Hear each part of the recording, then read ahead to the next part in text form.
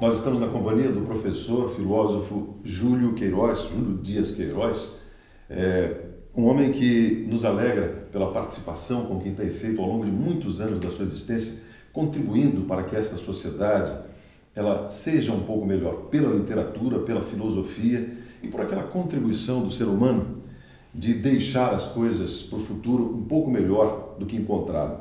O professor formou-se em filosofia pela Pontifícia Universidade Católica, fez seus estudos na Alemanha e também na Inglaterra, voltou ao Brasil, professor, em 1949, dedicando-se à vida monástica, a uma ordem no interior, ordem cisterciense do Brasil, interior de São Paulo, e posteriormente, abandonando os votos, chegou à presidência da República e logo depois veio a Santa Catarina, ele que nasceu no estado do Espírito Santo, veio para Santa Catarina, atendendo também na década de 1970 ao governo do estado. 68, final dos anos 60.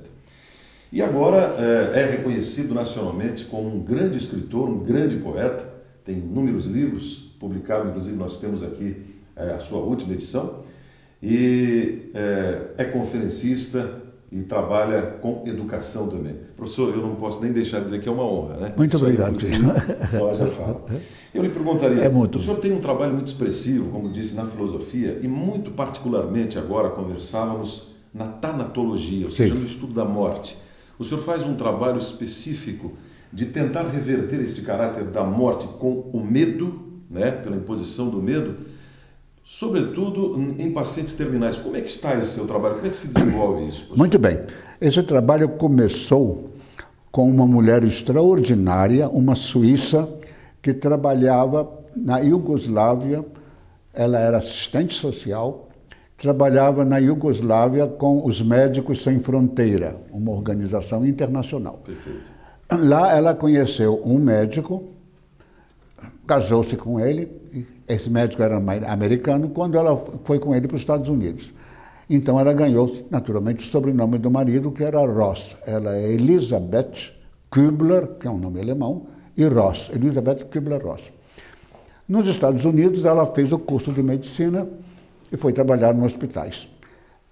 Numa determinada fase, ela quis fazer um levantamento meramente estatístico do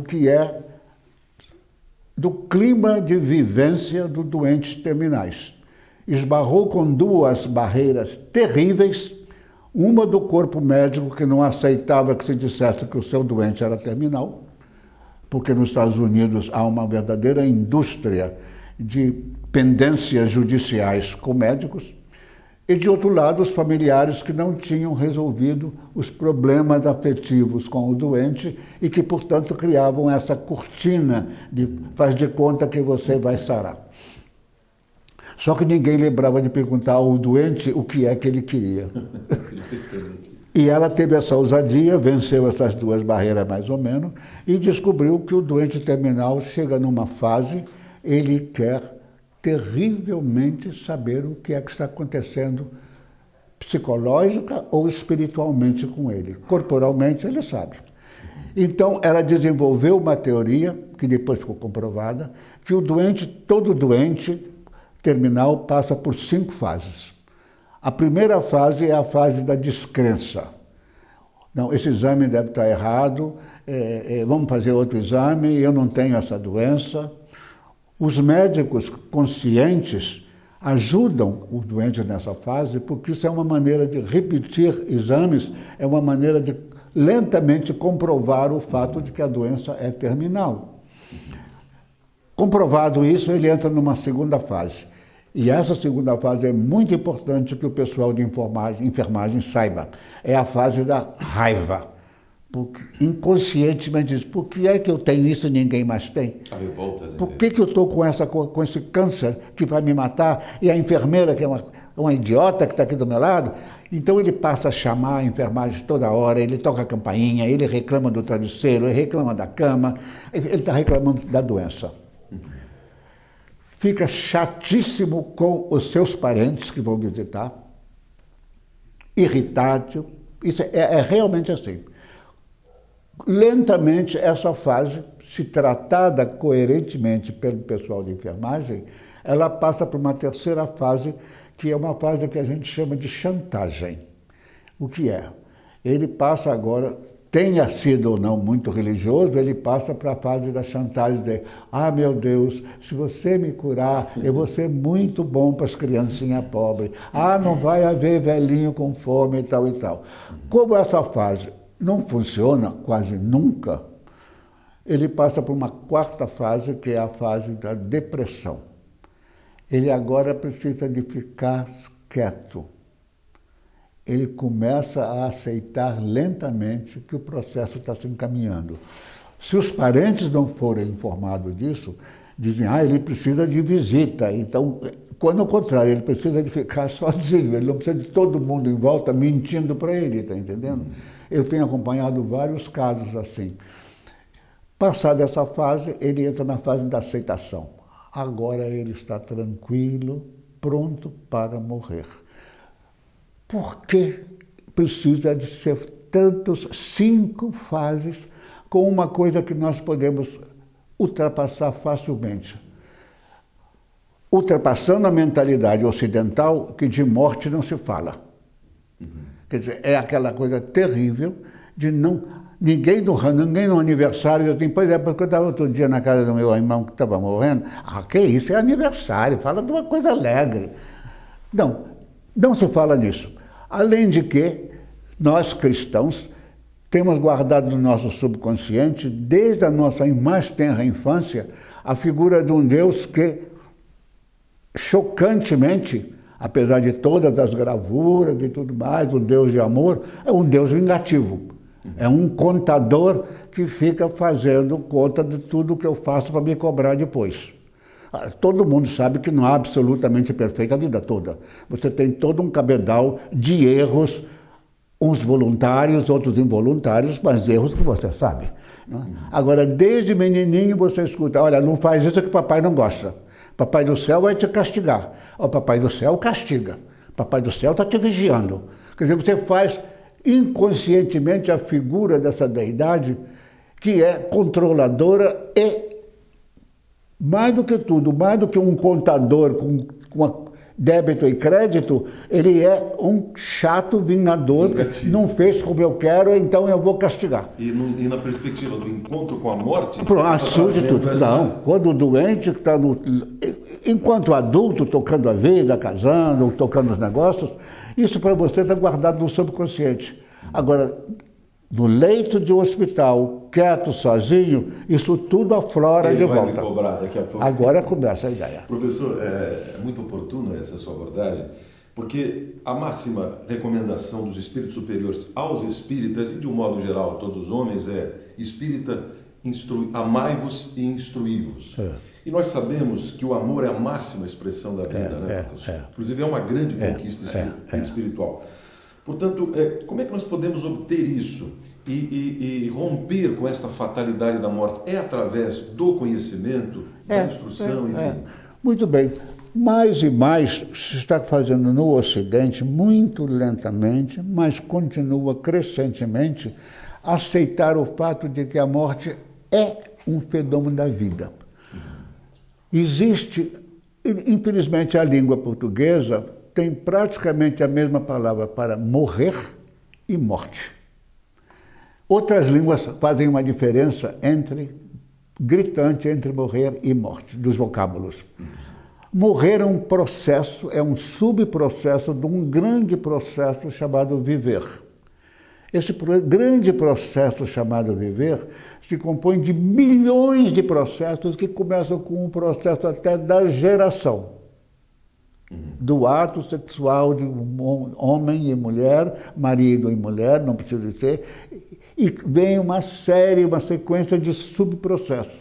Se nós aceitarmos que morrer é um subprocesso do grande processo chamado morrer, você já desmancha uma parte do horror.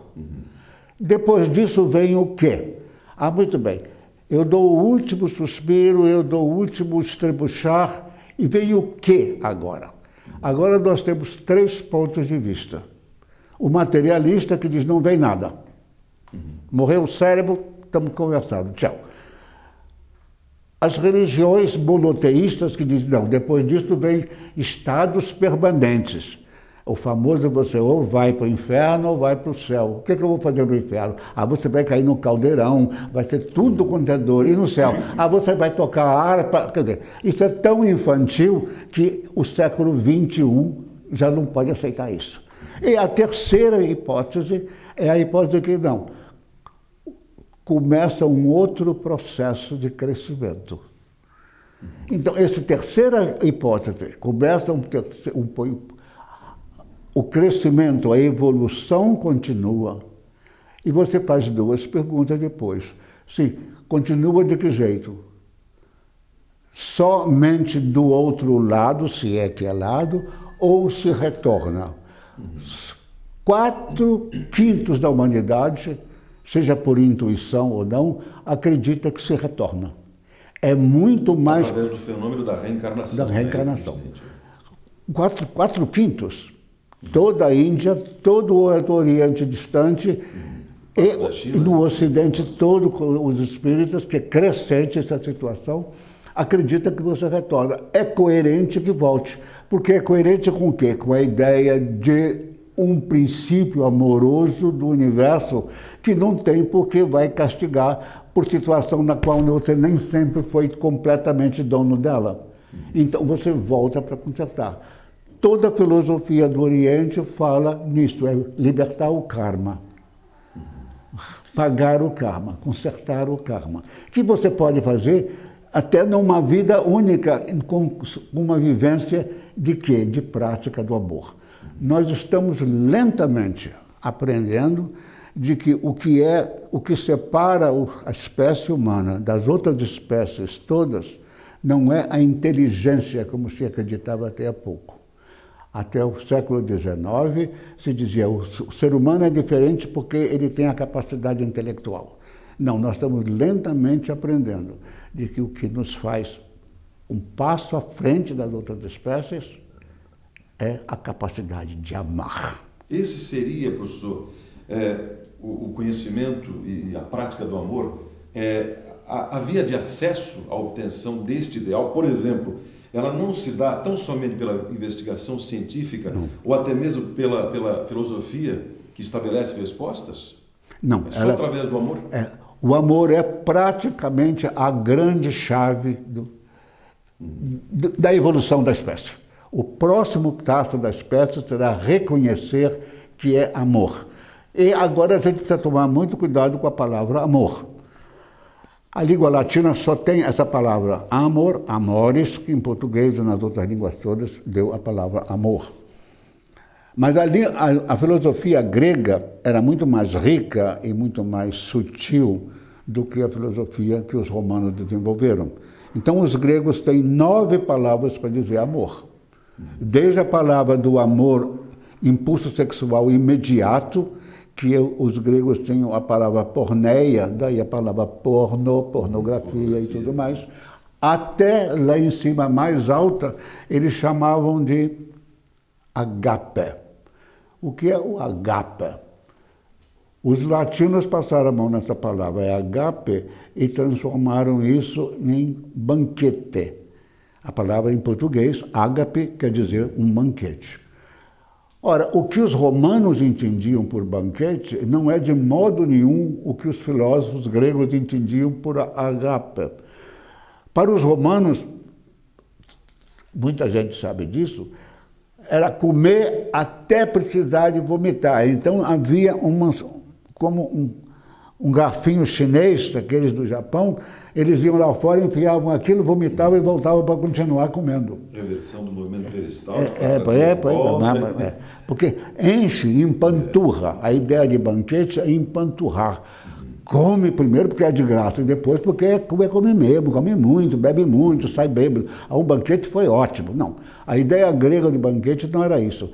Era recostado naqueles triclínios, comendo uma fruta, tomando um gole de hidromel e falar do que havia desenvolvido mentalmente, dar o mais alto que um ser humano pode dar ao outro, que é aquilo que ele lucubrou, aquilo que ele desenvolveu sozinho na sua vida. Dos conhecimentos, né? Eu ponho para fora, você põe para fora. É por isso que o Platão escreveu o Banquete, descrevendo a vida de Sócrates, e não se fala em comida. Não, é o que ele dava como doação do espírito dele. Entendeu? Então, nós estamos aprendendo de que realmente temos que abdicar de uma porção de coisa, e esse abdicar vai nos trazer um degrau mais alto da nossa evolução. Professor, na Terra. Sim, e muito a propósito dessa literatura, a literatura tem a grandeza de unir o passado ao presente, né? O passado ao presente. E nós vamos, inclusive, fazendo as nossas interrogações, professor, colocando-nos no nosso pensamento em sintonia, né? com a história, com os costumes, né? Por isso ela é tão importante. Para o escritor, sobretudo quem escreve no contexto da filosofia, que é muito o seu métier, que desafios se tem para enfrentar e corroborar esse ideal de tempo e espaço histórico? Quais são os desafios para você unir isso? Olha, não há dúvida nenhuma, abdicando completamente dos tais livros sagrados, que não foram nada mais do que a tentativa da inteligência humana de se responder, dar resposta para o que ela havia, a humanidade vem passando por fases. Não há dúvida nenhuma que isso aconteceu. A primeira fase era praticamente a fase de o que eu faço? Primeiro, quem estuda história, quem estuda antropologia, sabe que passamos a humanidade, todo mundo sabe hoje, com bom senso, de que a humanidade surgiu na África, andarilha, muito da andarilha se espalhou lentamente para os outros continentes. Foi isso que trouxe a diferença racial, porque teve que se adaptar ao clima. Não é? Muito bem. Primeiro tivemos a ideia da família. Depois surgiu a ideia do clã, família que se juntavam. Depois surgiu a ideia da tribo. A minha tribo tem esses costumes, a sua tribo tem aqueles costumes, o seu costume não gosta muito dele, a gente vai lá e briga. Bom, surgiu a ideia da nação. Essa ideia da nação custou muito lentamente a surgir na humanidade. Só entre parênteses, no século XIII, a França já era uma nação, a Espanha já era uma nação, a Alemanha só virou nação no século XIX. Sim, perfeito. O processo histórico é diferente. Até então, e olha, a Alemanha tem territorialmente um pouco maior do que o estado de Minas Gerais, e havia 38 subnaçõezinhas, condados, ducados, bispados, cada um brigando um com o outro. Isso deu uma história muito engraçada. Começamos a raciocinar, a partir do século XVIII, a ideia de grandes comunidades de nações com características comuns. Os Estados Unidos surgiram com essa ideia primeiro. Os Estados Unidos não são um grupo homogêneo, eles são muito heterogêneos, mas há a ideia maior de serem unidos. Confederação, né? Exatamente. Estados, mas e agora, no século XX, a Europa deu outro grande passo com a unidade europeia. Lá no Oriente, a China começou com a mesma ideia de não ser mais 1000 pequeninos mandarinatos, e sim a grande ideia da China. Ainda é manchado por ideias políticas? Mas você vê que a ideia está crescendo. E, portanto, como toda evolução não para, sim, pode ser até interrompida, mas não para, estamos sentindo que o que vem é a ideia da grande família humana no planeta. Tomara que a Grécia, nesse processo dela, não seja desagregadora do processo de União Europeia. E vai crescer mais ainda no conceito de amplidão, porque vamos descobrir de que nós não estamos neste planeta Porque um solteirão no jardim não tinha nada que fazer e fez 2 bonequinhos de barro que virou a gente e disse, ó, vocês podem bagunçar o jardim à vontade, porque depois eu conserto. Não, nós somos hóspedes nesse planeta para a nossa evolução, assim como as outras espécies todas são hóspedes nesse planeta. Surgiu a ideia da ecologia. Professor, a propósito dessa sua colocação, nos seus livros, nós evidenciamos muito a presença de Deus, né, marcante, de um diálogo com Deus e os desafios pela superação das nossas conquistas de virtudes. Né? Por exemplo, o senhor tem um livro chamado O Encontro em Tempos de Peste, em que um dos poemas Lúcifer interroga Deus sobre a sua criação mais inteligente, que é o homem. E quando ele afirma, então Deus, são estas tua imagem e semelhança, e é uma afirmação. Por elas varreste-me de teus céus, que minha luz esfuziava. Por tais criaturas arrogantes e fracas, interrompeste o diálogo. Desdenhaste o encontro permanente, deste-lhes o amor que será o nosso, que era o só nosso. Como em todas as tuas obras dádivas, transviaram de tudo, menos do teu amor. Bom, muito bem. Professor, o homem terá sempre esse peso de iniquidades? Não, isso vai acabar porque isso é uma visão que o cristianismo recebeu do judaísmo. Modelo judaico-cristão. É o judeu de que nós estamos aqui para pagar a culpa. Que culpa foi essa? A primeira culpa que se lança na Bíblia é a história de ter desobedecido a Deus e querer buscar o conhecimento. Aí ninguém, se olhar o Gênesis, não está dito que é maçã, não está dito que é pera, não está dito nada. O fruto da árvore do bem e do mal. Você saber distinguir isso. Se você distingue o bem do mal, você começou a crescer intelectualmente, não é? Então, isso aí é porque é um poema dedicado à luta que se fazia contra a AIDS. Porque o demônio, então, estou baseado todo aí na linguagem relativa da bíblica, não é? O demônio era muito querido por Deus, porque ele era bíblica, o portador da luz, o portador da luz. Resultado, quando isso aconteceu, ele se rebelou, o que já é apenas uma visão da inteligência humana naquela época, porque você não pode imaginar que alguém se rebele contra a sua própria essência, pois ele era a luz de Deus, não é? Bom, mas muito bem, mas isso não dá para discutir agora. E viemos fazendo explicações e crescendo. Realmente a humanidade desenvolveu a sua parte intelectual de uma maneira magnífica. Não se pode deixar de dizer que o cérebro é uma obra-prima da espécie. Mas esse cérebro, como tudo que a espécie humana faz, nos levou não só a atos magníficos de bondade e de fraternidade, como também o mais mesquinho e cruel que se possa ser. Então, isso é a inteligência. A inteligência não sabe julgar, ela só sabe fazer. Julgar é a bondade, é o amor. É o amor.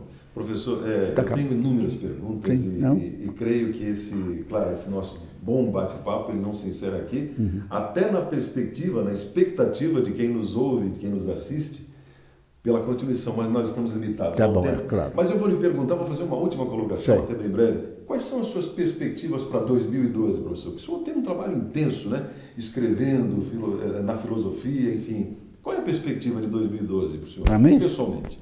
Continuar trabalhando até a hora de ir embora.